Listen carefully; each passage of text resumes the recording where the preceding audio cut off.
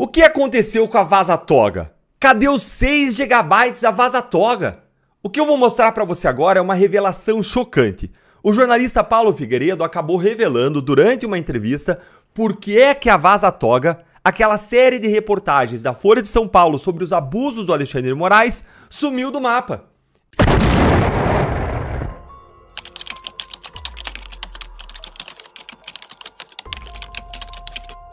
O melhor canal de cortes do Brasil. E a razão real vai te deixar chocado. Vamos direto ao vídeo do Paulo Figueiredo e depois a gente comenta essa bomba. Fica aqui comigo porque eu também tenho uma revelação para fazer sobre isso e vai deixando aqui o seu joinha para esse vídeo chegar a mais gente. Olha aí então, gente. Respondido. Mas não tem mais como. O nosso Senado está de joelhos, a nossa Câmara dos Deputados está de joelhos, a imprensa... Eu vou te falar, eu vou falar um negócio para você que eu não deveria falar, mas eu vou falar. Muita gente me pergunta, o que aconteceu com a Vaza-Toga? Lembra a série de reportagens do Glenn Greenwald? Uhum. Glenn Greenwald, que é uma das grandes estrelas do Rumble. Tá? O que aconteceu?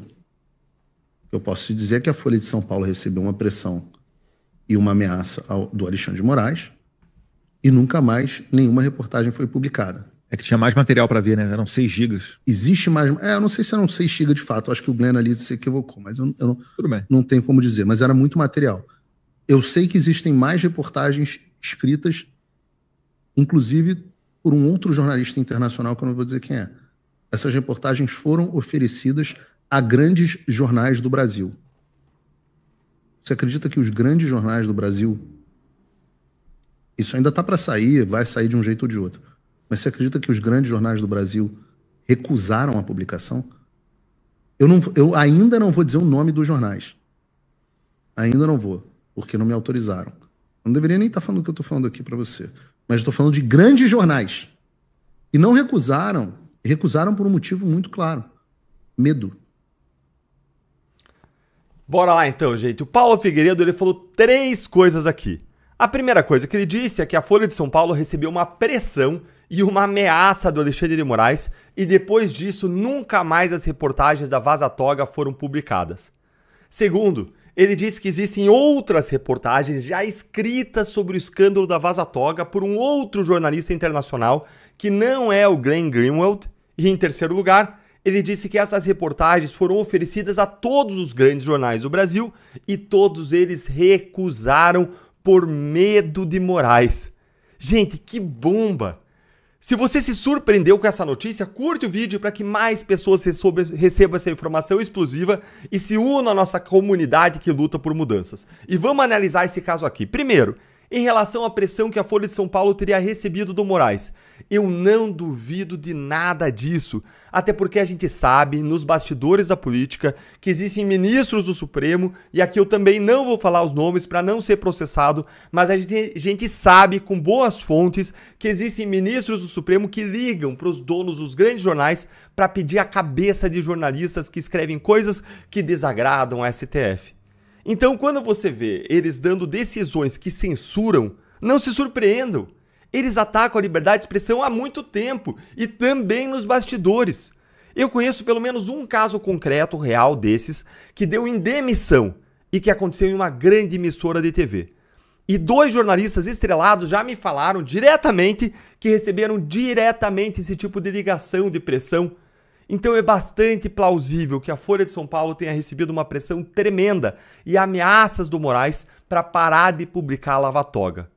Quem você acha que é o ministro do STF que pede a cabeça de jornalistas, hein? Será que você vai acertar? Me conta aí nos comentários e bora para o segundo ponto.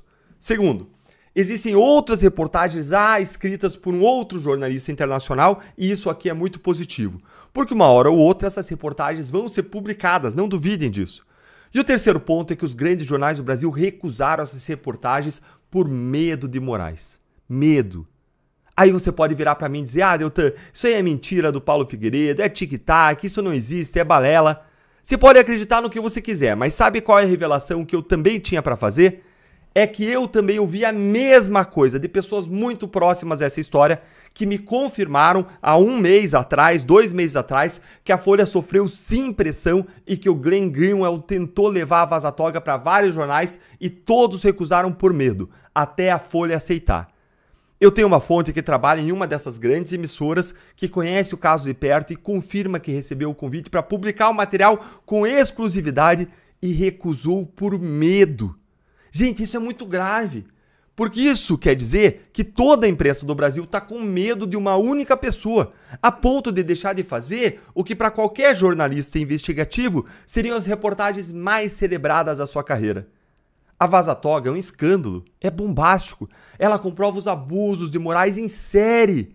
Ela mostra que ele encomendava provas contra os seus inimigos políticos, que ele atingia alvos pré-selecionados, que ele usou inquéritos na mão dele como verdadeiros instrumentos de poder e de vingança, ainda que fosse necessário usando a criatividade. Um caso desses, em uma democracia normal, seria objeto de disputa por todos os jornalistas que se prezem. Imagina nos Estados Unidos, se o New York Times, o Washington Post, o Wall Street Journal iam recusar uma história como essas de um ministro da Suprema Corte Americana que praticou ilegalidades em série. Jamais! Porque lá tem rule of law, lá tem império da lei, lá não é império de pessoas, lá é da lei, então eles podem confiar no que vai acontecer. Gente, tem muita gente com medo, até mesmo os grandes jornais sem saber o que pode ou não pode falar, o que é crime, o que não é crime. Mas você não precisa ficar com medo, eu não quero que você fique calado. Por isso eu fiz um curso muito acessível para quem quer entender o que pode e o que não pode falar. Para você entender quais são os riscos que você corre ao criticar um ministro, ao criticar um político, quais são os limites do que é legal ou ilegal. Esse é o meu curso mais acessível justamente para você poder entender seus direitos, para você poder criticar as autoridades com segurança. E nesse ambiente eu posso te explicar sem qualquer censura se pode, por exemplo, ou não, criticar o sistema eleitoral. Algo que eu não posso te explicar aqui nas redes sociais, porque aí o censurado vou ser eu. Nesse curso, que é o Mapa Político da Luta pela Liberdade, você vai aprender sobre os crimes de injúria, calúnia, difamação, incitação ao crime, racismo, o que é discurso de ódio ou não é, wokeismo, fake news, cancelamento, como criticar de modo duro sem correr risco de ter que pagar uma indenização e quais medidas você pode adotar quando alguém ofende você. E se você ficou interessado em conhecer o Mapa Político da Luta pela Liberdade, é só clicar no link que eu vou deixar na descrição e você vai ser guiado para uma página com todas as informações.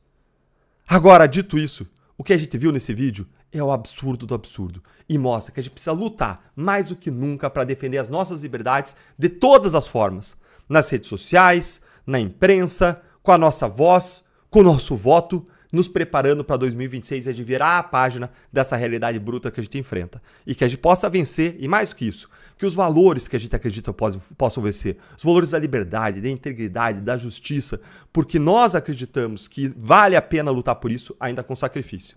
E é nesse rumo que a gente vai juntos para 2026. Um grande abraço.